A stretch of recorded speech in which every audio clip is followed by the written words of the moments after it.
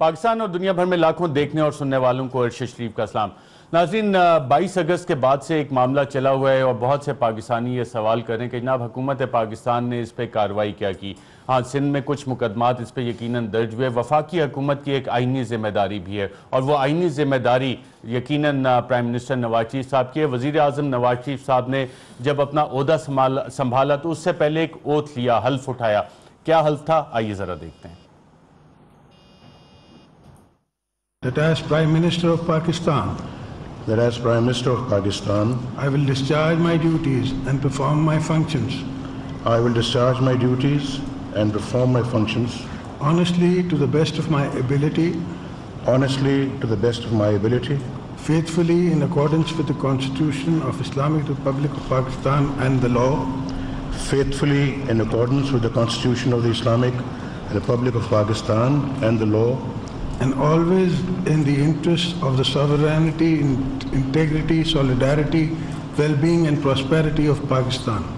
And always in the interest of the sovereignty, integrity, solidarity, well-being and prosperity of Pakistan. जी नाज़रीन, आपने सुना वज़ीर आज़म साहब अपना हल्फ उठा रहे थे और हल्फ उठाए थे साबिक सदर आसिफ जरदारी साहब से और इस हल्फ में जिक्र कर रहे थे आईने पाकिस्तान के तहफ़्फ़ुज़ करने का और आईने पाकिस्तान की एक शिक है आर्टिकल 17 क्लॉज 2। क्या वज़ीर आज़म ने उस पर अमल दरामद किया, नहीं किया? अगर नहीं किया तो उसकी वजूहात क्या हैं, ये भी आगे चल के आपको बताएंगे। लेकिन साबिक सदर आसिफ जरदारी साहब जो कि इस मुल्क के सदर भी रहे, काफ़ी अरसे से मुल्क से बाहर हैं और बहुत से तज्जियाकार ये कहते हैं कि जब से उन्होंने ईंट से ईंट बजाने वाली बात की थी उसके बाद उन्होंने मुनासिब नहीं समझा कि वो इस मुल्क में वापस आए। और बहुत से हम जब पाकिस्तान पीपल्स पार्टी के दोस्तों से बात करते हैं तो वो बताते हैं कि जनाब शायद 29 नवंबर के बाद जरदारी साहब वतन वापस आए, लेकिन ईंट से ईंट बजाने वाली बात क्या की थी, आइए एक दफा दोबारा याद कर लेते हैं। हमारी आर्मी है, ये हमारा इंस्टीट्यूशन है, आपने 3 साल रहना है, उसके बाद आपने चले जाना है, हमेशा के लिए हम में रहना है, तो हमें मत तंग करो। अगर हमें तंग करने की कोशिश की तो हम आपकी भी ईंट से बजा देंगे। जी नाज़रीन, आपने सुना और साबिक सदर आसिफ जरदारी साहब क्या कहते। ये आसिफ जरदारी साहब के जो व्यूज़ हैं ये शायद आइसोलेशन में नहीं है। वज़ीर आज़म नवाज शरीफ साहब के भी इसी तरह के ख्यालात उनके जो करीबी इत्तेहादी साथी हैं वो एको करते रहते हैं। वो क्या है वो भी आगे चल के आपको बताते हैं। लेकिन जब बात होती है कि जनाब कार्रवाई क्यों नहीं हुई, तो इससे पहले क्योंकि वज़ीर आज़म साहब इंतहाई एक वज़ादार आदमी है, अगर एक बात कह देते हैं तो पाकिस्तान मुस्लिम लीग नून वाले लोग हमें कहते हैं कि वो उस पर अमल दरामद भी करते हैं। 1990 में जिना ग्राउंड में प्राइम मिनिस्टर नवाज शरीफ साहब गए और वहाँ पे उन्होंने अल्ताफ़ भाई के बारे में क्या कहा। और उस वक्त 1990 में बार बार आपको याद कराऊँ, 1990 की ये बात है कि उस वक्त उन्होंने तायद की अल्ताफ़ भाई की बातों की, मुत्तहिदा के कायद की बातों की। किन अल्फाज में की, आइए जरा सुनते हैं। अल्ताफ़ भाई की बात की पुरजोर तारीफ करते हैं कि पाकिस्तान के अंदर इंसाफ को मुकम्मल मुआवजा कायम करेंगे, जहां अमीर भी उसी हिसाब से पानी पिएगा जहां गरीब भी। जी बिल्कुल, आपने सुना कि अमीर और गरीब एक ही घाट से पानी पिएंगे, लेकिन अमीर यहाँ पे जो है अक्सर लंदन और पनामा वहाँ पे अकाउंट्स भी रखते हैं, इलाज भी बाहर कराते हैं, ज़िंदगी भी बाहर गुजारते हैं और गरीब आज वहीं का वहीं है। ना सिर्फ ये, उन्होंने एक और एश्योरेंस भी दी थी मुत्तहिदा के कायद को और कहा था कि जनाब जब तक हम हैं आपको फिक्र करने की ज़रूरत नहीं है। ये 1990 की दिहाई का मैं आपको नाज़रीन क्लिप सुना रहा हूँ, जिना ग्राउंड का है या गालिबन, आइए ज़रा देखते हैं। जी हाँ, नवाज शरीफ साहब बाकायदा तौर पे एश्योरेंस दे रहे हैं कि जब तक हम हैं आपको फिक्र करने की ज़रूरत नहीं है। और हमारे नून लीग के दोस्त कहते हैं कि ना नवाज शरीफ साहब अगर दोस्ती करते हैं तो वो दोस्ती निभाते भी हैं। तो क्या ये वजह है कि आर्टिकल 17(2) जिसका कि हल्फ उठाया था वज़ीर आज़म ने कि आइन की पासदारी करेंगे और वो हल्फ उठाया था साबिक सदर आसिफ जरदारी साहब से और जो उस वक्त के वज़ीर सदर मुमलिकत थे, उसकी पासदारी हो रही है नहीं? इस हवाले से चौधरी शुजात साहब ने भी आज एक बात की, वो क्या थी वो आपको बाद में बताते हैं। लेकिन वज़ीर आज़म के एक और इत्तेहादी महमूद खान अचकजई साहब, जब पाकिस्तान के इदारों की बात आती है तो पार्लियामेंट में खड़े होकर वो क्या बात करते हैं, आइए एक दफा सुनते हैं। जनाब स्पीकर, आप जानते हैं सिंध का हर आदमी जानता है, बलूचिस्तान का हर आदमी जानता है, सराइकी इलाके का हर आदमी जानता है, पश्तूनख्वा का हर आदमी जानता है। जनाब स्पीकर, हमारे सारे समाज दुश्मन अनासर इन एजेंसियों की पेरोल पे है। कोई मेरी रिजेक्ट करें, वो दुरानी साहब बैठे हैं, पंजाब का भी ये नवीद बैठा हुआ है। हमारे मुल्क के तमाम बदमाश समाज दुश्मन अनासर जनाब स्पीकर हमारी एजेंसी के पेरोल पे है। कैसे हम रोकेंगे दहशतगर्दी जनाब स्पीकर? जी नाज़रीन, आपने अचकज़ई साहब को सुना और मुशर्रफ दौर में जब पार्लियामेंट में खड़े होकर अचकज़ई साहब तकरीर करते थे तो आजकल जो मुत्तहिदा के ऊपर मुकदमा बना हुआ है उसी तरह की उन्होंने भी बात की थी कि वो पाकिस्तान जिंदाबाद का नारा नहीं लगाएंगे, किस वक्त तक नहीं लगाएंगे वो एक अलग बात है, लेकिन क्या कहा था स्पेसिफिकली, आइए जरा वो भी सुन लेते हैं। भाई मैं कहता हूं, मैं वाज़ेह कहता हूं, मैं उस पाकिस्तान को कत्तन किसी कीमत पे जिंदाबाद नहीं कहूंगा जिसमें मेरा पश्तून गुलाम होगा, और जो पश्तून इसको जिंदाबाद कहता है वो बेगैरत है। जी नाज़रीन, क्योंकि पार्लियामेंट में कहे हुए अल्फाज को एक एग्जेम्पशन हासिल होती है, पार्लियामेंट्री कन्वेंशन हैं, तो इसलिए इस हवाले से कोई केस नहीं हो सकता। लेकिन हाल ही में जो अचकज़ई साहब ने बयान दिया उस हवाले से इलेक्शन कमीशन में यकीनन एक रेफरेंस भेजा गया और अचकज़ई साहब भी नवाज शरीफ साहब की हुकूमत की काफ़ी हिमायत हमें करते हुए नजर आए। उनके कहा जा सकता है कि इत्तेहादी में बलूचिस्तान में जो हुकूमत है उनमें काफ़ी सारे रिश्तेदार भी उसमें मौजूद हैं।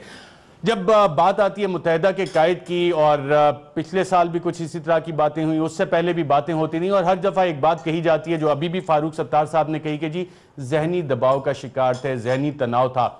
ये जहनी दबाव और तनाव बहुत से लोग सवाल करते हैं कि सिर्फ पाकिस्तान के बारे में ही होता है, कभी रॉ के हवाले से तो नहीं ये जहनी दबाव और तनाव का शिकार नहीं हुए, कभी CIA के हवाले से नहीं हुए या दीगर और ममालिक के हवाले से नहीं हुए। फारूक सत्तार साहब जब BBC पे बैठे और इससे पहले पिछले साल गालिबन उनसे ये सवालात किए गए, तो आज जो जवाब दिया जा रहा है बार बार हर टीवी चैनल पे बैठ के, उन्होंने वही जवाब पिछले साल भी पेश किया, कोई नई चीज नहीं बताई। क्या कहा था फारूक सत्तार साहब ने, आइए जरा सुनते हैं।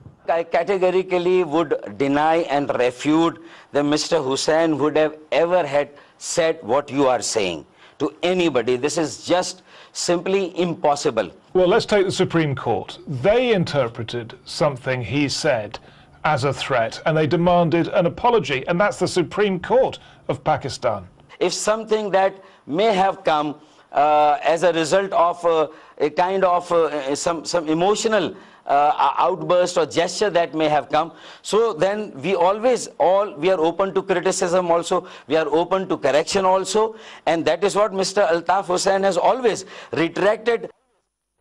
जी नाज़रीन, आपने सुना, ये वही बातें जो पहले भी हम सुनते रहे, आजकल दोबारा सुन रहे हैं। मैं अपने पैनलिस्ट का आपसे तारुफ करवा दूं। इस्लामाबाद स्टूडियो में हमारे साथ मौजूद हैं सफदर अब्बासी साहब, पाकिस्तान पीपल्स पार्टी वर्कर्स के सदर हैं। कराची से फोन लाइन पे हमें ज्वाइन कर रहे हैं पाकिस्तान पीपल्स पार्टी के सीनियर रहनुमा सईद गनी साहब। कराची से हमें ज्वाइन कर रहे हैं फैसल वाडा साहब, पाकिस्तान तहरीक इंसाफ से इनका ताल्लुक है, और फोन लाइन पे हमें ज्वाइन कर रहे हैं एयर मार्शल रिटायर्ड शाहिद लतीफ़ साहब। आपसे गुफ्तगू आगाज करते हैं। सफदर अब्बासी साहब, ये मैंने काफ़ी सारा एक तनाजुर रखा, इससे आप क्या समझते हैं कि हुकूमत, जब बहुत से लोग सवाल कर रहे हैं कि अभी तक एक्शन नहीं लिया, कोई एक्शन लिया पहले तो ये बता दें, और अगर नहीं लिया तो उसकी वजह क्या है? देखें जी, अर्शद, एक परसेप्शन इस वक्त मुल्क के अंदर मौजूद है जिसको अभी तक जो है ना हमारे ख़ास तौर पर दो लीडर जरदारी साहब और नवाज शरीफ साहब ज़ाहिर नहीं कर सके, और वो ये है कि जी एक मुकमुका की पॉलिसी है जनाब अल्ताफ़ हुसैन, नवाज शरीफ साहब और जरदारी साहब के दरमियान, और वो बुनियादी तौर पे जो ना वो ये पोर्ट्रे करती है या ये आवाम के अंदर जो है एक मैसेज जाता है उसका कि जो मौजूदा सिक्योरिटी इस्टेब्लिशमेंट है इनके साथ इनका इत्तफाक नहीं है। अब इसके अंदर अगर आप रोल देख लें तो सबके मुख्तलिफ हैं, लेकिन ये ज़रूर आ रहा है, जिस तरह आपने भी जरदारी साहब की भी वो दिखाई, क्लिप दिखाई, और फिर मियाँ साहब का जो राय और रवैया है काफ़ी अरसे से जो ना वो भी बड़ा वाज़ेह है। उसमें सिर्फ ये कहा जा सकता है कि ये जनाब अल्ताफ़ हुसैन जो है ना वो बहुत ज़्यादा एग्रेसिव है, और वो एग्रेसिव गालमन इस वजह से हैं क्योंकि अब एक बात तय हो चुकी है कि जी उनको ख़ास एक फंडिंग है, एक ख़ास उनको जगह से उनको पैसे मिलते हैं, तो ज़ाहिर है वो उनकी अगर आज उनकी बिडिंग नहीं करते तो फिर वो उनका मामला वहाँ पर ख़त्म हो जाता है। और बुनियादी तौर पर अल्ताफ़ हुसैन साहब का जब प्रॉब्लम ये नज़र मुझे आ रहा है कि वो जो उनकी एक कैपेसिटी थी अपने मिलिटेंट टैक्टिक्स के जरिए कराची को पैरालाइज करने की, वो ख़त्म हो गई है। गुज़िश्ता 1 साल 1.5 साल के ऑपरेशन ने, कम से कम रेंजर्स के ऑपरेशन ने, वो जो उनकी मिलिटेंसी और उनकी क्रिमिनलिटी का जो एक एलिमेंट था जिसकी वजह से वो कराची को एकदम पैरालाइज कर देते थे, तो वो ख़त्म होता जा रहा है। लेकिन बुनियादी तौर पे ये सारी की सारी at the end of the day जो सिक्योरिटी इस्टेब्लिशमेंट के जो ये ऑपरेशन है वो एक हद तक आगे जा सकता है। आगे तो आपको यकीनन एक पॉलिटिकल फिजा के अंदर, तनाजुर के अंदर जो है ना कराची को ख़त्म करना होगा, उसको जो ये सारा का सारा अमल है, उस हवाले से अभी तक जो ना जो मेरी नज़र में न जरदारी साहब की जो हुकूमत है सिंध के अंदर वो, और न ही मियाँ नवाज शरीफ साहब की जो हुकूमत है फेडरल गवर्नमेंट, वो इकदाम ले रही है जिसके जरिए कराची के अवाम को परमानेंट सोल्यूशन। ठीक है, सही। सेनेटर सईद गनी साहब, आईन पाकिस्तान का आर्टिकल है, आर्टिकल 17 क्लॉज 2, क्या उस पर अमल दरामद करना सिंध हुकूमत की जिम्मेदारी है या वफाकी हुकूमत की जिम्मेदारी है? और इस हवाले से क्या कोई इकदाम लिया गया, और अगर नहीं लिया गया तो उसकी वजह क्या है? मुझे अभी एग्जैक्टली आपने जिस आर्टिकल का हवाला दिया मुझे ज़बानी तो याद नहीं है कि उसमें क्या चीज़ है, लेकिन कराची में एक वाक़या हुआ और सिंध गवर्नमेंट की तरफ से FIR काटी गई अल्ताफ हुसैन और उनके दीगर रहनुमाओं के खिलाफ, और जो कानून उन पे लगता था उसी सेक्शंस के तहत FIR उन पे कटी है।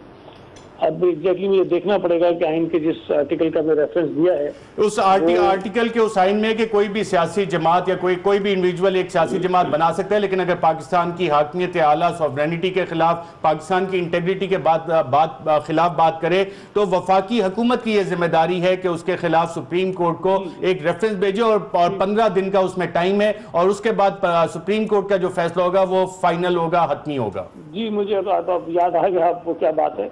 अब इसमें जैसे आपने खुद कहा कि ये रेफरेंस फेडरल गवर्नमेंट ने भेजना होता है, तो इसमें सिंध गवर्नमेंट का कोई रोल नहीं बनता। राइट, तो क्या वजह है कि वफाकी हुकूमत इस पे अमल दरामद करती नजर नहीं आ रही? चौधरी निसार साहब कराची भी आए थे, आपकी हुकूमत से भी उनकी मुलाकात हुई और उसके बाद प्रेस टॉक में उन्होंने कहा कि जी 2-3 दिन में आपको पता लग जाएगा। आज दूसरा दिन है, कोई इस हवाले से कार्रवाई आपको नजर आई या सिंध हुकूमत से कोई उन्होंने मुशावरत की, और सिंध हुकूमत इस पे क्या कर रही है? लेकिन जैसे मैंने आपको बताया कि हमने तो FIR दर्ज की है, उसकी ज़ाहिर की तहकीकात भी होंगी, और उसी एहतजाज में जिन लोगों की फुटेजेस मौजूद हैं जिन्होंने ARY पे हमला किया या फिर जो उस जगह मौजूद थे जहाँ पाकिस्तान के खिलाफ नारेबाजी हुई और पाकिस्तान के खिलाफ कुछ बातें की गई, तो उन लोगों को गिरफ्तार भी किया गया। और आप देख रहे हैं कि मुस्तकिल जो आइडेंटिफाइड लोग हो रहे हैं उनको पकड़ा जा रहा है। राइट, सेनेटर सईद गनी साहब, ये हम चीज देख रहे हैं कि वहां से कुछ तस्वीर भी गायब हो गई मुत्तहिदा के कायद की, उनके दफातर भी गिराए जा रहे हैं। होल्ड कीजिए प्लीज। सेनेटर सईद गनी साहब से हम दोबारा रब्ता करने की कोशिश करते हैं। वसीम आफ्ताब साहब पाक सरजमीन पार्टी से भी हमारे साथ मौजूद हैं। फैसल वाडा साहब, आज के ऊपर फायरिंग की गई, कुछ पता लगा कौन नामालूम अफराद थे ये? शुक्रिया अर्शद साहब। अर्शद साहब मुझे 2 मिनट दे दीजिएगा। नामालूम तो मैंने पुलिस को भी बता दिया है कि मैं नामालूम FIR काटने नहीं दूंगा। इमरान खान साहब से भी मेरी बात हुई, बिलावल साहब, शेख रशीद साहब, सारे दीगर लीडर्स, CM सिंध का ये फ़ोन आया, very decent, nice of him. मैंने उनसे कहा कि जी मुझे, उन्होंने कहा कि जी मेरे पे बहुत ही सीवियर थ्रेट अलर्ट है मेरे ऊपर। मैं कहा दैट्स नॉट माई जॉब, और मुझे ना बताया जाए ना मैं नामालूम FIR कटाऊंगा। मेरा सिर्फ इशू ये था कि कल मैं काफ़ी महीनों से, सालों से मैं चीज़ें दिखा रहा हूँ, डॉक्यूमेंट्स ला रहा हूँ, एविडेंस ला रहा हूँ, आपने भी उस पर ब्रीफ किया, आपने भी चीज़ें निकाली। अल्ताफ हुसैन की बात हो, पीपल्स अथॉरिटी से रिजर्वेशन हो, या नवाज शरीफ साहब की गवर्नमेंट की हुकूमत के बारे में corruption, money laundering, foreign assets, जितकी भी बात हो शवाहिद दे रहा हूँ मैं कोई हवा में बात नहीं कर रहा, इल्ज़ाम नहीं लगा रहा, शवाहिद दे रहा हूँ जो इदारों के काम है। और आज मुझे नैब ने तलब किया, नैब ने बुलाया, कल मुझ पर मडस्लिंगिंग की गई। तलाल चौधरी साहब बैठ के TV बोल रहे हैं कि मैंने सरकारी ज़मीन ली है। मैंने सरकारी ज़मीन ली है तो मैंने आज कहा मैंने, मेरे बाप ने, मेरे दादा ने भी अगर कोई सरकारी ज़मीन ली होगी तो माफ़ी मांगूंगा, फांसी के फंदे पर तैयार हूँ और सियासत छोड़ दूंगा। उसके बाद मुझे अफसोस हुआ कि मरियम नवाज शरीफ साहिबा ने ट्वीट किया, जो नैब ने मुझे हेल्प के लिए बुलाया था एज गवाह, as witness, to give and submit documents what I have against all these criminal corrupt people. Maryam साहिबा ने ट्वीट किया कि नैब ने फैसल वाडा को बुला लिया है, जबकि समा ने तरदीद कर दी है उसकी कि अगर उनसे मिस्टेक हुई तो मैंने समा पे कोई एक्शन नहीं लिया। लेकिन मैंने तो कभी भी किसी खातून के ऊपर अपनी बदतरीन दुश्मन, काफिर की माँ बहन बेटी पे भी नाम नहीं लिया, जो मुलव्वस है उनका भी नाम नहीं लिया। तो मैं बड़ा सरप्राइज हूँ कि मडस्लिंगिंग नहीं हो सकी, तो मेरी आवाज़ बंद करने के लिए प्लान पूरा था सर, मुझे मारने का पूरा हिसाब कर दिया था। मैं नैब की प्रेस कॉन्फ्रेंस करके निकला हूँ, 2 बंदे आए मेरे राइट साइड पे, पॉइंट ब्लैंक उन्होंने शीशों पे फायर किया, मेरे ड्राइविंग सीट के। मेरी गाड़ी बम प्रूफ थी, शीशे नहीं क्रैक हुए, उन्होंने गाड़ी पे फायरिंग शुरू कर दी दरवाजों पर। दे वर टारगेटेड, आई वाज टारगेटेड। फिर लेफ्ट से गाड़ी आया, मोटर बाइक्स आए हैं, लेफ्ट से उन्होंने फायरिंग की है, मेरे गार्ड्स ने फायरिंग शुरू की है। मतलब हम बैठे हुए किस तरह, we were in more panic and they were calm, who the guys who did it.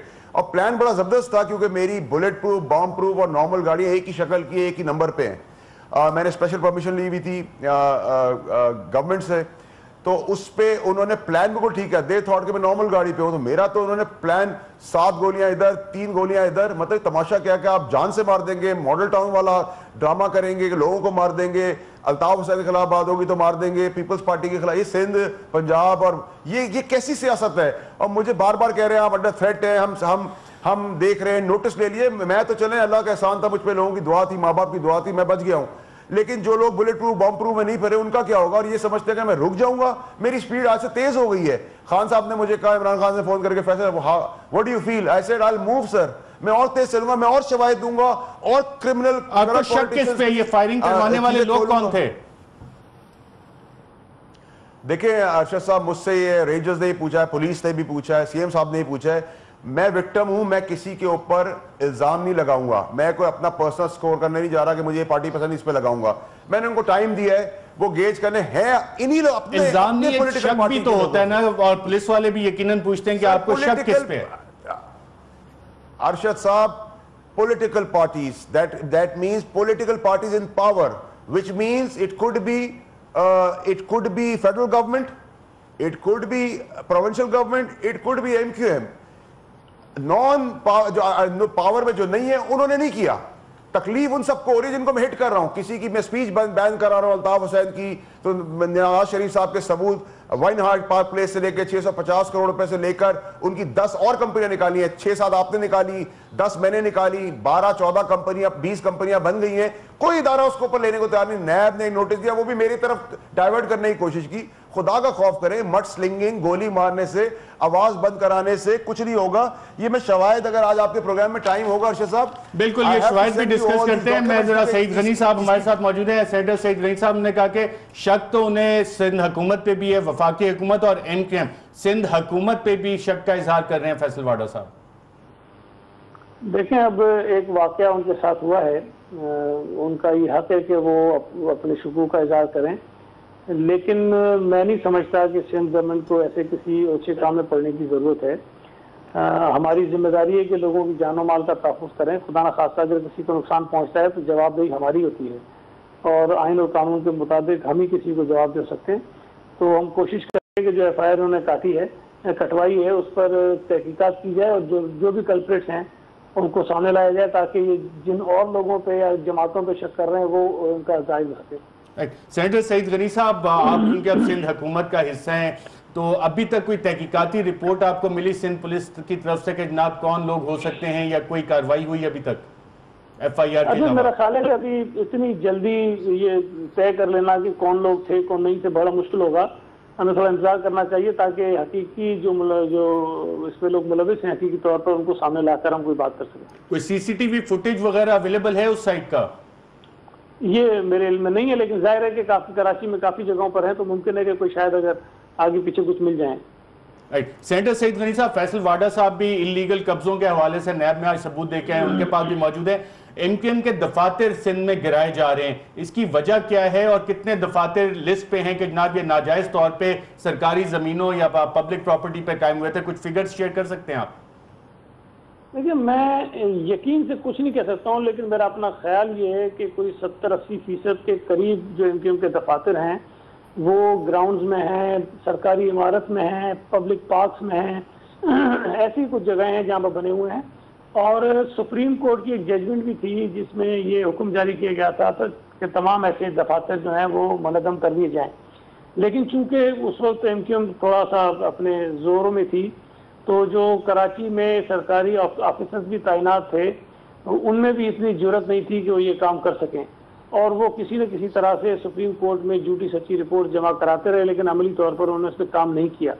तो अब अगर वो सुप्रीम कोर्ट की जजमेंट को भी सामने रखें, फिर वैसे भी जाहिर है कि जो पब्लिक पार्क्स हैं, ग्राउंड्स हैं या सरकारी इमारत हैं, उसमें सियासी जमातों के दफातर कायम करना किसी भी तरह से जायज़ नहीं है। तो बहरहाल अगर आज ये हो रहा है, ताखीर से हो रहा है, लेकिन उसूली तौर पर ये काम बहुत पहले होना चाहिए। बिल्कुल सही है। एक और मैं आपसे चीज जानना चाह रहा था, बहुत से लोग जानना चाह रहे हैं कि जनाब मुत्तहिदा के कायद के पोस्टर्स, तस्वीर हट गई, ये सिंध हुकूमत ने हटाई हैं?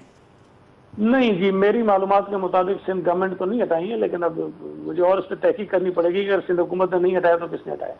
सईद गनी साहब, पहले हम सुनते थे कि नामालूम अफराद, जैसे कि आज नामालूम अफराद ने फायरिंग भी की फैसल वाडा पे, इसी तरह वो काफ़ी सारी वारदातों में मुलव्विस होते थे, तो ये कौन से वाले नामालूम अफराद हैं जो कि ये तस्वीर पोस्टर्स हटा रहे हैं? देखिए, एक तो आपको ये भी देखना चाहिए कि इस वक्त एनक्यूएम के अंदर खुद बड़ी डिवाइड है और एक वाज़ेह 2-3 ग्रुप्स हैं जो उनमें से निकले हैं। तो मुमकिन है कि उन्हीं में से कोई लोग जिनको ये मौका मिल गया हो और उन्होंने काम शुरू कर दिया हो, तो मैं यकीन से कुछ ही कर सकता हूँ, लेकिन कराची में ऐसे बहुत सारे ग्रुप्स मौजूद हैं जो ये काम कर सकते हैं। सेनेटर सईद गनी साहब, बहुत शुक्रिया प्रोग्राम में गुफ्तगू करने का। नाज़रीन, यहाँ पे एक वक्फा लेंगे और वक्फे के बाद जब हम वापस आएंगे तो आपको एक जमहूरियत पसंद जर्नैल के बारे में भी बताएंगे, एक वक्फे के बाद।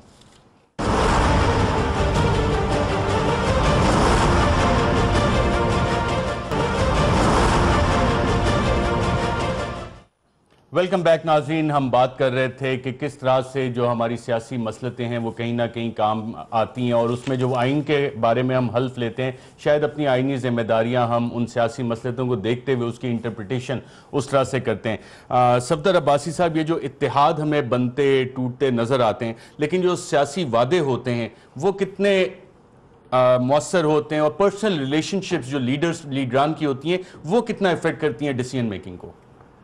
काफ़ी इफेक्ट करती हैं जी। मैं समझता हूँ कि एक दफ़ा अगर पर्सनल लेवल पे जो मुख्तलिफ लीडर्स की अगर एक रेपो बन जाए तो यकीनन जो है इत्तेहाद बनाने में उसको फैसिलिटेट करती है। लेकिन आजकल जो प्रॉब्लम भी हो रहा है कि जो जितने इत्तेहाद बने हैं पहले भी, वो अनफॉर्चुनेटली डिलीवर नहीं कर सके, अपने जो भी प्रोमिसेस थे उस पर जो है डिलीवर नहीं कर सके और उसकी वजह से जो है ना जो पाकिस्तान में जनरल इत्तेहादों के बारे में जो लोगों की राय है वो काफ़ी कमज़ोर पड़ गई है। और मैं ज़ाती तौर पर महसूस करता हूँ जिस चीज़ का मैं बहुत हिस्सा रहा, ख़ासतौर पे ये जो चार्टर ऑफ डेमोक्रेसी बना हमारा मियाँ साहब और बीबी के दरमियान जो एक मुआहदा हुआ और जिसके अंदर फिर बाद में और भी पार्टियाँ शामिल हुई, उसके अंदर भी जो है ना at the end of the day वो जो एक हाइपी बनी और एक चीज़ जो है ना ग्रो के लोगों के अंदर आई कि भाई इसके बाद अब पाकिस्तान के अंदर जमहूरियत मुस्तकम होगी, वो अनफॉर्चुनेटली जमहूरियत इस लिहाज से ये कि जी इलेक्टोरल जो मैंडेट वो तो मिल गया, लेकिन वो जो डेमोक्रेसी को स्ट्रेंथन होना था जिसके जरिए डेमोक्रेसी डिलीवर करती दोनों टेन्योर्स में, चाहे वो ज़रदारी साहब का टेन्योर था चाहे वो मियां नवाज शरीफ साहब का टेन्योर है, वो डेमोक्रेसी डिलीवर नहीं कर पा रही और ये मोर और लेस जो है खानदानी आमरीतों में तब्दील हो गई है, जिसकी वजह से वो जो इफेक्टिवनेस है जो इस सारे चार्टर की वो खानदानी विरासतें बन गई। और मैं समझता हूँ कि अब जो सूरत हाल है वो इत्तेहादों से ज़्यादा हम इदारों की तरफ जाए। अगर इंस्टीट्यूशनलाइजेशन पाकिस्तान में हम करने में कामयाब नहीं होते, अब इंस्टीट्यूशन डिलीवर कर सकती हैं जाती तौर पर, आइन और कानून के तहत आइन और कानून के तहत बनी हुई, अगर आप आइन की शिकों पे अमल ना करें, मसलन देखें ना ट्राइकोटोमी ऑफ पावर्स है, एग्जीक्यूटिव के दरमियान, पार्लियामेंट के दरमियान, जुडिशरी के दरमियान। आज पार्लियामेंट किधर है? आज पार्लियामेंट तो एक रबर स्टैम्प पार्लियामेंट बन चुकी है कि कोई शख्स जो है ना वो खड़े होकर अपने लीडर को ये नहीं कह सकता कि भाई आप यहाँ गलत है। जरूरी नहीं कि सिर्फ जो आईनी प्रोविजंस हैं उसमें तो आप बिल्कुल सही, आपने कुछ जाती रिलेशनशिप्स का भी आपने जिक्र किया। नाज़रीन, मुत्तहिदा के कायद के साथ में हमारे वजीर आज़म नवाज शरीफ साहब माजी में बहुत अच्छे ताल्लुकात, मैंने आपको उनका एक 1990 की दिहाई का क्लिप भी सुनाया। अगर आप सिर्फ ये तस्वीर अपनी इन पे देखें तो आपको अंदाजा होगा कि मियां नवाज शरीफ साहब मुत्तहिदा के कायद के साथ हाथ बुलंद करके साथ खड़े हुए। 1990 की ये दिहाई की तस्वीरें और तस्वीर मुत्तहिदा के कायद की हम आपको इसलिए नहीं दिखा सक रहे क्योंकि पाबंदी है कि मुत्तहिदा के कायद का चेहरा नहीं दिखाया जा सकता, उनकी तस्वीर नहीं दिखाई जा सकती। तो वजीर आजम साहब जिस शख्स का हाथ पकड़ के खड़े हैं, आप खुद ही समझ सकते हैं कि ये साहब कौन है और ये हिस्टोरिकल रिकॉर्ड का हिस्सा हैं ये तस्वीर। हमने प्रोग्राम के पहले सेगमेंट में महमूद खान अचकज़ई साहब की भी कुछ तकारीर के क्लिप्स आपको सुनाए, एक 1990 की दिहाई का और एक 2016 का, कि वहां से लेके अब तक उनके ख्यालात भी तब्दील नहीं हुए। और महमूद खान अचकज़ई साहब भी मुत्तहिदा के कायद के साथ आपको बैठे हुए नजर आते हैं और तस्वीर यकीनन हम अदालती अहकामात की पाबंदी करते हुए यकीनन आपको नहीं दिखा रहे, लेकिन ये वाला वो हिस्टोरिकल रिकॉर्ड है, ट्रेंड्स हैं जिसको बैठ के जब आप आज के तनाजुर में बैठ के चीजें देखते हैं तो आपको समझ आती हैं कि जो हम बात करते हैं कि जी system should function, system should deliver, why the system is not delivering, शायद उसकी वजूहात इन माजी की तस्वीर में, माजी की तकारीर में आज हमें उसका जवाब मिलता है। और माजी में और भी बहुत कुछ है। एयर मार्शल शाहिद लतीफ साहब, जनरल याहिया खान जिस वक्त बैठे थे, अगरतला कॉन्स्पिरेसी के हवाले से रिपोर्ट्स उनकी मेज पे मौजूद थी, सारी चीजें उनके पास पड़ी थी, लेकिन उन्होंने भी जनरल याहिया के बारे में कहा जाता है कि वो उस वक्त उस निजाम को चलाने में ज्यादा इंटरेस्टेड थे, इग्नोरिंग ऑल दीज रिपोर्ट्स। क्या ये बात सही है?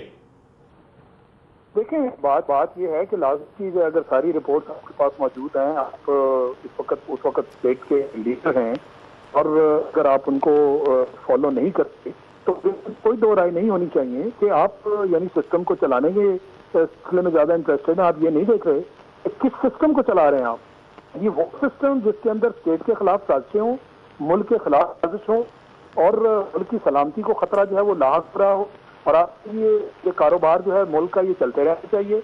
मैं इसकी बिल्कुल जो है इसके हक में हरगिज नहीं हूँ और ऐसा हरगिज नहीं होना चाहिए। मैं जनरल याहिया की बात कर रहा हूं, मैं उस कॉन्टेक्स्ट में आपसे बात कर रहा हूं तारीखी तनाजुर में कि जनरल याहिया का रोल क्या था, जरा उस पर आप कुछ रोशनी डाल सकते हैं, क्योंकि हमें जो एक रोल पता लगता है उसमें मैडम नूर जहां के साथ तस्वीर अगर हमारे प्रोड्यूसर दिखा सकें, फिर एक जिक्र जनरल रानी का जिक्र आता है, तो तारीख तो इस तरह से याद करती है, लेकिन तारीख का एक और फैक्ट भी है, हकीकतें भी हैं कि अगर तला कॉन्स्पिरेसी की फाइल जनरल याहिया की मेज पे मौजूद थी, उनको पता था कि मुजीबुर रहमान के राब्ते रॉ के साथ हैं, मुजीब नगर अनर्थ हो चुका था और जनरल याहिया साहब उस वक्त बैठ के क्या कर रहे थे वो तस्वीर में भी मौजूद है, लेकिन बतौर आर्मी चीफ उस वक्त बतौर जो ओहदा उनके पास था उन्होंने उस पर एक्ट नहीं किया। तो आज तारीख जनरल याहिया को कैसे याद कर रही है? कुदरती बात है कि उनके तारीख में है, वो हम सबके सामने है, आज में तो याद नहीं किया था। और जो उस वक्त साजिश एक उनके नॉलेज, ये हो नहीं सकता ना कि आप बड़ी कुर्सी पर बैठे हो और इस तरह की जो है आपके इल्म में है, और इसके बावजूद अगर हाथ जो है वो और हो तो कुछ तारीख आपको किन अल्फाज से करेगी। बिल्कुल ठीक है, मैं आपकी तरफ दोबारा भी आता हूँ आपकी तरफ मार्शल शाहिद लतीफ साहब। वसीम आफ्ताब साहब, तारीखी तनाजुर में आज हम बातें कर रहे हैं, ये जो अलायंसेज होती हैं सारी हम देखते भी आए, और अब फारूक सत्तार साहब पिछले साल भी वही बातें कर रहे थे, जहनी दबाव, जहनी तनाव। माजी में एमक्यूएम की राब्ता कमेटी जब भी डिसॉल्व हुई, ये के कहने पे डिसॉल्व हुई, इस हवाले से मैं कुछ अखबारी तराशे नाज़रीन आपकी खिदमत में पेश कर रहा हूँ कि ये पावर किसके पास थी। आप अगर ये अखबारी तराशे देखें तो आपको ये खबरें नजर आती हैं कि जनाब राब्ता कमेटी को डिसॉल्व कर दिया गया, और कौन डिसॉल्व कर रहा है? मुत्तहिदा का कायद ये राब्ता कमेटी डिसॉल्व कर रहा है, और एक बार नहीं ये फैसले कई बार हुए, और फारूक सत्तार साहब हमें नजर आते हैं। और फारूक सत्तार साहब मुत्तहिदा के कायद के जब भी पाकिस्तान में जलसे होते थे, तकारीर होती थी, उसमें भी फ्रंट सीट पे बैठे हुए अक्सर नजर आते थे, उसके इंतजाम करते हुए नजर आते थे। और जब उनका गिरफ्तारी हुई 22 अगस्त को और आर्मी चीफ के अहकामात पे गिरफ्तारी हुई, उसकी कहानी खैर एक और भी मेरे पास है, वो फिर किसी वक्त सुनाऊंगा कि उसके पीछे अवामिल क्या थे, फिर उन्हें छोड़ दिया गया। तो लोग सवाल कर रहे हैं वसीम आफ्ताब साहब कि अगर पकड़ा गया, छोड़ा गया, तो क्या एमक्यूएम को एक नया एनआरओ दिया जा रहा है जिसमें हमारी पाकिस्तान पीपल्स पार्टी, पाकिस्तान मुस्लिम लीग नवाज और हमारी इस्टेब्लिशमेंट तीनों इकट्ठे हैं? क्या यह बात दुरुस्त होगा? मुझे थोड़ा सा ज्यादा टाइम दे दे क्योंकि इंतजार कर रहे हैं मुझे ले। देखिए, आपने इतने माजी के हवाले दिए हैं, लेकिन हम एक ऐसे मोड़ पे खड़े हुए हैं कि जहां माजी ने दोबारा हमें आके पकड़ लिया है। हम दोबारा उस मोड़ पर आ गए हैं कि जब एक पार्टी का सरबराह फिर से पाकिस्तान तोड़ने की बात कर रहा है, लेकिन उस बात को जिस तरह से टैकल करना चाहिए था गवर्नमेंट अफसोस के बाद उस तरह नहीं कर रही है। आप देखें, आपने जो काम सबसे बाद में करना है वो सबसे पहले शुरू कर दिया है। एक पार्टी का सरबराह पाकिस्तान तोड़ने की बात करता है, रात में माफी मांगता है, फिर सुबह जो है ना अमेरिका में खिताब करता है, उससे ज्यादा कन्विक्शन के साथ उससे ज्यादा बुरी बात करता है, इंडिया से, इसराइल से, अफगानिस्तान से और हिंदुओं तक से माफी मांगती जो कह रहा है हमारी मदद करो। लेकिन हुकूमत क्या करती है, दूसरे दिन उसी शहर में बल्दियाती इलेक्शन का वो लास्ट एपिसोड जो होना बाकी था वो करवा के उस पार्टी का मेयर मुंतखब करवा देती है। फिर सबसे पहले उसको जो रेफरेंस भेजना चाहिए था वो रेफरेंस अभी तक नहीं आया, लेकिन दफातर तोड़कर हमारा तरीकेकार ये रहा है कि हम मुजरिमों को और कातिलों को मजलूमों की सफ में खड़ा कर देते हैं।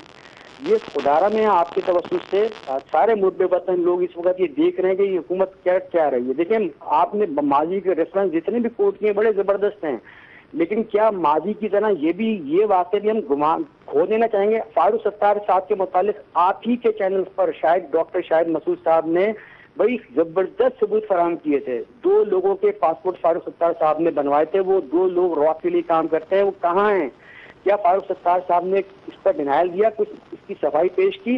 क्या फिर हम फारूक सत्तार साहब के नाम पर इस शहर में रॉ के स्लीपर सेल रीएक्टिवेट करवाना चाहेंगे? क्या हम फारूक सत्तार साहब को दोबारा रिलीफ दे के इस शहर में टारगेट किलर को दोबारा से रीएक्टिवेट करना चाहेंगे? फारूक सत्तार साहब तो पार्टनर इन क्राइम हैं। आप ये बताइए कहाँ फारूक सत्तार साहब पहला? मैं वही वसीम आफ्ताब साहब आपसे जानना चाह रहा हूं, क्योंकि ये बात भी कही जा रही है कि बहुत से पाक जो लोग मुत्तहिदा छोड़ के आपके पास आना चाह रहे हैं, वो ये बातें कहते हुए भी सुने गए कि जनाब अगर हमने मुत्तहिदा के केसेस खत्म कराने हैं तो पीएसपी की ड्राई वॉशिंग मशीन में आ जाओ, ये वाले केसेस खत्म होके हमारी वक्ती तौर पर जान बच जाएगी। और दूसरी तरफ आप क्या समझते हैं, एमक्यूएम को दोबारा एक एनआरओ एस्टेब्लिशमेंट पीपल्स पार्टी और नून लीग दे रहे हैं?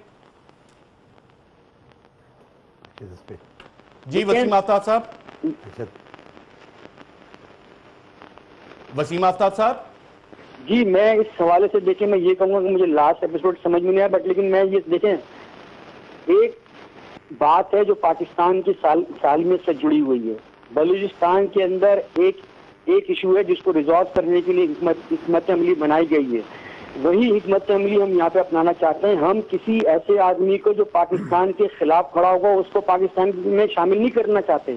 हम उसको ये मौका फराहम करना चाहते हैं कि अगर वो अपनी इस्लाह करने के लिए तैयार है, वो पाकिस्तान की सालमियत के साथ पाकिस्तान के साथ खड़ा होना चाहता है। तो जिस तरह बलूचिस्तान में, इस तरह फाटा में लोगों को मौका दिया गया है, इसी तरह हम बात कर रहे हैं। हम पाकिस्तान के खिलाफ कोई काम नहीं कर रहे हैं, हम पाकिस्तान के इस्तेकाम के लिए काम कर रहे हैं।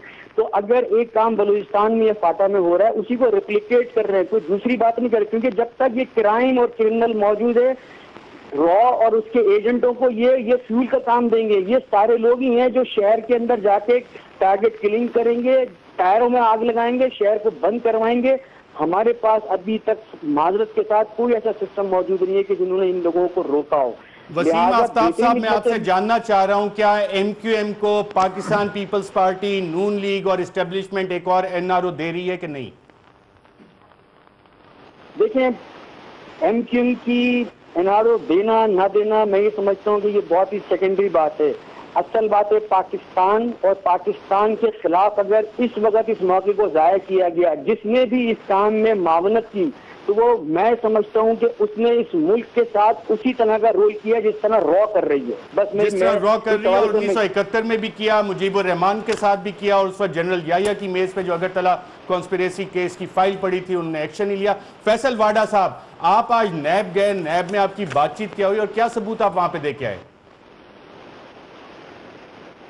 साहब, सबसे पहले मैं थोड़ा सा आपका मुझे 1-1.5 मिनट प्लीज दे दीजिएगा कि ये जो आप डिस्कस कर रहे हैं, ये डिस्कशन में आप ये चीज नहीं डिस्कस कर रहे कि ये जो एमक्यूएम का ड्रामा 3 दिन से चल रहा है, 72 घंटे से या 4 दिन से, इसमें फेडरल गवर्नमेंट इन्वॉल्व है। प्लीज अंडरस्टैंड, ये डाइवर्जन है पनामा लीग और ऑफशोर कंपनियों की करप्शन की तहरीक को हटाने के लिए। एमक्यूएम 100% ऑन बोर्ड है फेडरल गवर्नमेंट के साथ। ये तो जो इनको गया था अल्ताफ हुसैन को, उन्होंने उसके साथ रॉ को भी प्ले अराउंड कर लिया।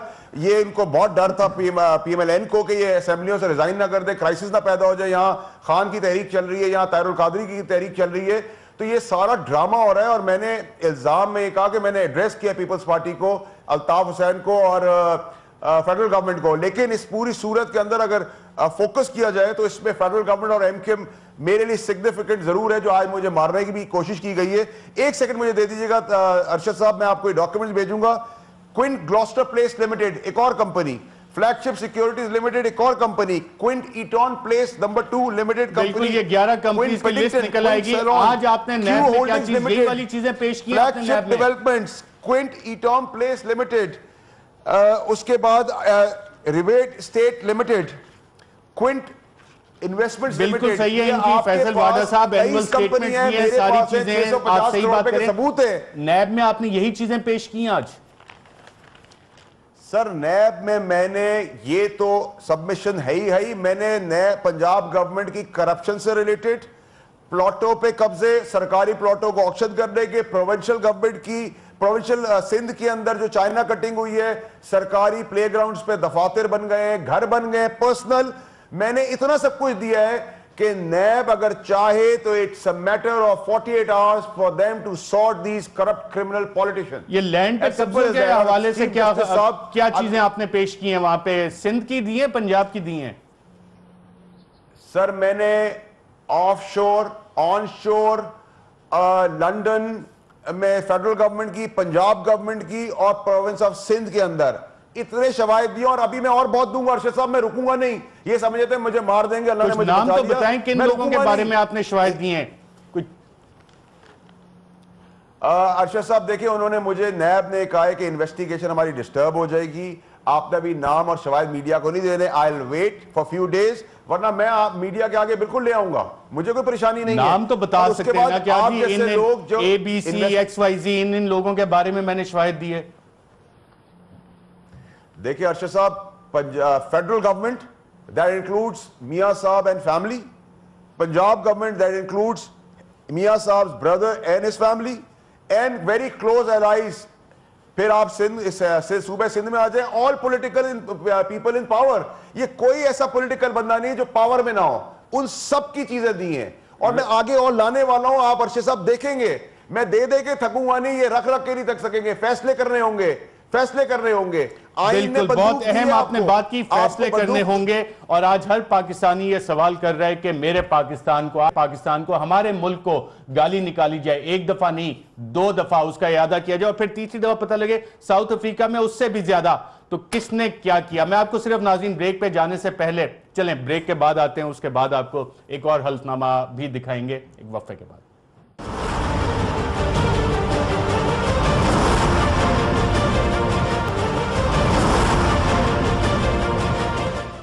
वेलकम बैक नाज़रीन। ब्रेक पे जाने से पहले मैंने आपको कहा था कि एक और हल्फ दिखाएंगे आपको। ये एक और हल्फनामा देखने के कौन ये वाला हल्फ उठाता है। हल्फ उठाता हूं कि मैं खुलूस नीयत से पाकिस्तान का हामी और वफादार रहूंगा। जी नाज़रीन, आपने ये हल्फनामा सुना और जिस वक्त जनरल याहिया साहब चीफ ऑफ आर्मी स्टाफ थे और उनके सामने अगरतला कॉन्स्पिरेसी की रिपोर्ट गई थी शेख मुजीबुर रहमान के रॉ के साथ लिंकेजेस की, तो उस वक्त फिर हमें तारीख बताती है कि उन्होंने उस पर काम नहीं किया और उस निज़ाम के अंदर बैठ के वो काफ़ी उनके शौक थोड़े से मुख्तलिफ किस्म के थे। लेकिन जनरल राहिल शरीफ साहब ने अपने एक्शन से यह साबित किया ऑपरेशन ज़र्ब-ए-अज़्म में कि अपीसमेंट की पॉलिसी अब अफवाज पाकिस्तान नहीं चला रही। लेकिन सवाल यहां पे यह बनता है सफदर अब्बासी साहब के, क्या कराची में एक अपीसमेंट की पॉलिसी हम दोबारा ट्राई करने जा रहे हैं, जैसे कि ट्राइबल एरियाज में हमने की थी और फिर बाद में हमें इवेंचुअली एक मिलिट्री ऑप्शन पे जाना पड़ा। तो कराची में हम कब तक going through the motions, going through the circles, वही वाली चीजें 1990 से अब तक रिपीट करते आ रहे हैं और ये अपीसमेंट की पॉलिसी कब तक चलेगी? देखें अरशद, बात यह कि इस वक्त मुझ जैसे लोग जो कि सारी ज़िंदगी मिलिट्री और उनकी सोच से लड़ते रहे हैं और जिन्होंने ये फ्रीद सारे क्रिएट किए पिछले दिनों में, हम कम से कम जनरल राहिल शरीफ को ये क्रेडिट ज़रूर हमें देना चाहिए कि उन्होंने अपने आप को डीलिंग किया उन तमाम एलिमेंट से जिनको मादर के साथ फ़ौज ने पहले बनाया, चाहे वो फाटा के अंदर जो मिलिटेंट एलिमेंट्स थे या कराची के अंदर जो मिलिटेंट एलिमेंट्स थे। अब आप कराची के ऊपर आएँ, कराची के अंदर मैं समझता हूँ कि बुनियादी तौर पर एक चीज़ हमें ज़रूर याद रखनी चाहिए कि अल्ताफ़ हुसैन साहब ने किस तरह कराची को ऑपरेट किया है। 91 से वो बाहर है मुल्क से, 24 साल या 25 साल उन्होंने अपने एक मिलिटेंट कार्डर बना के उसके जरिए अपनी पार्टी को भी कंट्रोल किया और उसी के जरिए उन्होंने शहर को कंट्रोल किया कि जब वो एक चुटकी बजाते थे तो पूरा का पूरा शहर पैरालाइज हो जाता था। उस दिन जब ये जो 22 अगस्त का जो वाकया है, उस दिन भी उनका यही इरादा था। आई थिंक कि वो मेगलोमेनिया के उस फेज में हैं जहाँ पे वो समझते हैं कि अब भी हिटलर की तरह की अभी चीज़ मेरे कंट्रोल में है। लेकिन उस दिन पहले दिन दफ़ा उनको शायद ये एहसास हुआ कि नहीं, वो तमाम टाइम गुजर गया है कि जब मैं जो एक चुटकी बजाता था वो पूरा कराची पैरालाइज हो जाता था। तो अब वो जो उनकी मिलिटेंट कैपेसिटी जो कम हुई है, तो उससे फिर ये मौका मिल रहा है जो सियासी एलिमेंट है एमक्यूएम का, जो बाहर है, चाहे तो वो तो असलियत पसंदों का एक सियासी एलिमेंट था ना, वो बातचीत के लिए राजी था, जिनसे बातचीत हम करने की कोशिश, मेरे पास टाइम है, दोबारा कर लेंगे इस पे बात। फैसल वाडा साहब, क्या कराची में एक अपीजमेंट की पॉलिसी तमाम लोग चला रहे हैं बैठ के इस वक्त? अरशद साहब देखें, मेरे हिसाब से अब ये जो ड्रामा चल रहा है ना, ये चलेगा नहीं सर। अगर तो आप एमक्यूएम की बात करें तो देखिए sir, article 72 sub clause A के तहत उसको बैन करना चाहिए। फेडरल गवर्नमेंट इसलिए बैन नहीं कर रही क्योंकि फेडरल गवर्नमेंट मुलव्विस है इस पूरी गेम के अंदर। और अगर आप समझते हैं कि ये मामला यूं चलता रहेगा और पनामा लीग से इशू रिजॉल्व हो जाएगा और ये तहरीकें नहीं फैसल वाडा साहब, आर्मी एक्ट में भी अमेंडमेंट्स होगी है, फौज भी कर सकती है, फौज ने भी तो नहीं किया ना उस हवाले से हमने कोई ट्वीट देखा, ना कोई स्टेटमेंट देखी, पाकिस्तान को गाली पड़ी। हल तो फौजियों ने भी, सारे जनरल ने भी यकीनन उठाया हुआ है और उन्होंने अपने एक्शन से प्रूव भी किया कि अपीजमेंट की पॉलिसी से बिलीव नहीं करते। नाज़रीन, मेरे प्रोग्राम का वक्त खत्म हो गया है, इस मौजू पे इंशाल्लाह फिर तफसीली बात करेंगे। फैसल वाडा, सफदर अब्बासी साहब, एयर मार्शल शाहिद लतीफ साहब, वसीम आफ्ताब साहब, सबका प्रोग्राम में शिरकत का शुक्रिया। इजाजत दीजिएगा नाज़रीन, अल्लाह हाफिज।